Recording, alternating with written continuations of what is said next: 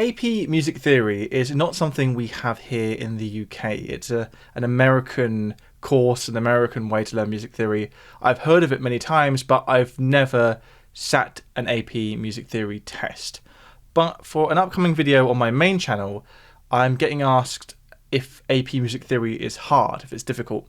So I thought, well, I better give it a go and see what it's like. So I thought I'll document myself doing my first ever AP music theory test. I have very little context for what I'm going into here. I don't really know what an AP music theory test involves, but I found this free AP music theory practice test on the internet. I'll link this down below as well, so you can try it out if you want to before watching this. Let's just see what happens. I don't know if this is going to be easy or hard or whatever, so let's just see. Number 1, beautiful melodies and warm tones are typically sung by this type of soprano, known as... Interesting. I've heard of soprano and I've heard of mezzo soprano. Mezzo, I assume, would mean like a medium soprano, like a medium range. I don't really know, so I'm gonna go for coloratura. Sounds like it could be to do with tone. No, it was a lyric soprano. So yeah, there you go. I have no idea with that first one. Number 2, the end of a phrase in music is known as a phrase group, a cadence, an antecedent phrase, a period. Well, I'm imagining cadence. Yes, okay, cool. Nice. Next question, number 3. Which of the following musical textures contains only one musical part in a song? That would be monophony. Yes, okay. Next question. 4. In music, which of the following Roman numerals signifies a major chord? It's this one, because this one is in capital uppercase. Okay. When the last key of a mostly minor piece of music ends in a major chord, this is known as half cadence, perfect cadence, Picardy cadence, plagal cadence. That would be Picardy. Although I've never heard of it called a Picardy cadence. I've heard of it called a Picardy third, but same difference, I imagine. Okay, number 6. The 4th musical chord in a key is known as the dominant, tonic, subdominant, subtonic. It is the subdominant. Okay. So apart from that very first question, this is going well. Of the following given tempos, which is the fastest? Allegretto, moderato, adagio, vivace. I've never been very confident with all the Italian terms, but I know this means like vivace or vivace sort of means lively. I think, yeah. Yeah, cool, okay, yeah. Number 8. Emphasizing a note through volume can be done with a downbeat, a agogic accent, don't know what that is, metric accent, dynamic accent. Well, it will probably be dynamic accent because dynamic means volume in music.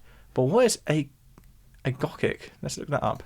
All right, so it means you stay on it slightly longer than you're meant to, from a note value perspective. All right. Number 9. When 2 notes are in a space that typically has 3 notes, this is known as a duo, a binary note, a duplet, or a double time. Well, it sounds like a duplet because it's like a triplet, but the 2 version rather than the 3 version. 10. This type of reflective song showcases feelings of feelings of characters in an opera, and is known as an aria, a recitative, a libretto, an overture. I think it's aria. Yeah. Okay.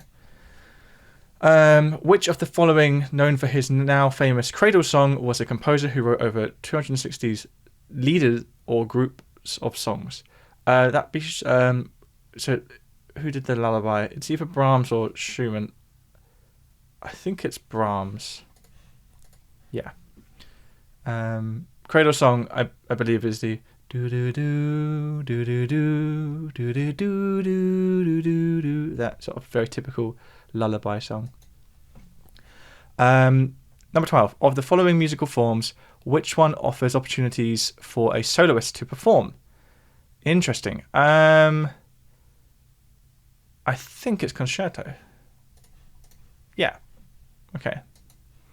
13. Playing with strong sudden emphasis is known in music is known as. This one, the sforzando. I think that's when it's like loud and then quiet. So I think that's what they're talking about. Yeah. 14. Notes marked with a dot are played in a short and separate manner. This is known as marcato, pizzicato, staccato, tenuto. Well, that should be staccato. Yeah. And 15. In which of the following musical families does a saxophone belong? Oh, this is a nice little trick question, because you'd think it'd be brass because it looks like a brass instrument and it sometimes is made out of brass, but it's actually a woodwind because it makes music with a reed, makes sound with a reed. There we go. So let's view the results. I got 93%, and I dropped 1, and that was actually the very first question. So let me know in the comments how you did with that. I imagine a real AP Music Theory test is much longer than that. I think that was just a kind of a sample of the questions you could encounter. And as I mentioned at the beginning, the reason I'm doing this is because on my main channel, I've been answering commonly asked questions about music theory, and one of those commonly asked questions was, is AP Music Theory difficult? And I think we can now see that it's not too bad. You know, if you've studied music theory and you use music theory regularly, it seems to be fairly manageable. So that answers that.